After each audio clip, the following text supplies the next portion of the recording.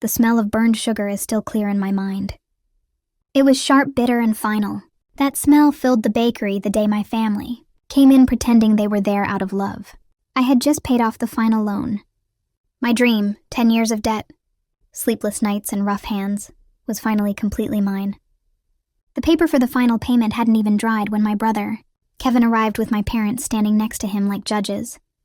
He didn't even look at the baked goods cooling on the racks, the granite counter I installed, or the lights I saved months to buy. He just said, "This belongs to the family."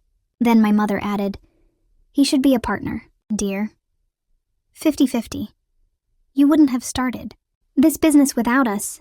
Their words sounded practiced and smooth as if they had gone over them at dinner without me. I remember wiping my hands on my apron and slowing my breathing. They thought I would yell. I didn't. I just smiled. When I was younger, my brother Kevin was the favorite. He was charming and quick-witted, the kind of guy who could crash a car and still make our father laugh. I was quieter, the dreamer, the one who made cookies while everyone else watched sports.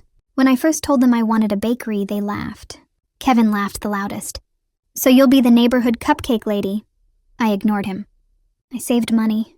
I studied. I worked in kitchens that smelled bad until I could afford my own place. He never helped, not once. But the day I opened, he posted about it online like it was our success.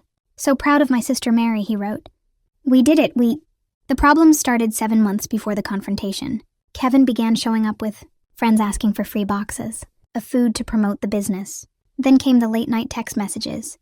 "You should make the business bigger. We can create branches. I know investors." I kept telling him no calmly, but he just didn't listen to the word no. Then I discovered he had been telling people he was a co-owner of the bakery, that he had given the early money. I asked him about it, but he just shrugged. "It's just advertising. Relax." That's when I stopped arguing and started collecting proof. Every bill, every text, every false claim he made.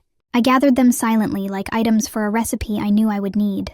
When he showed up with my parents that morning, I already knew exactly how it would end.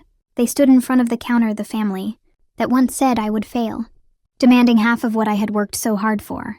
"You wouldn't have gotten the first payment without us," my mother insisted. I looked at her. "You mean the money I borrowed and fully paid back with interest 3 years ago?" Silence. Then my father spoke up. "That's not the point. Family is most important. You owe your brother a chance." I took a step closer. My voice was calm. "A chance or ownership?" Kevin smirked. "Both."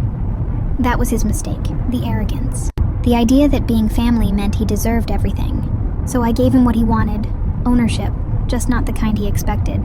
A week before that day, I had moved the bakery's legal ownership to a holding company. I started in my name. On paper, the bakery was now leased to me, not owned by me. No one could touch it without my signature. I had also legally protected the brand, my name, my logo, and my recipes all separately. So when I opened the drawer and put the documents on the counter, the room became silent. "You said this belongs to the family," I said, sliding the papers toward them. "Here's the family share." I showed them the loan repayment book, the loans they never actually gave, the legal papers, the rules, the timeline. Kevin's face lost all color.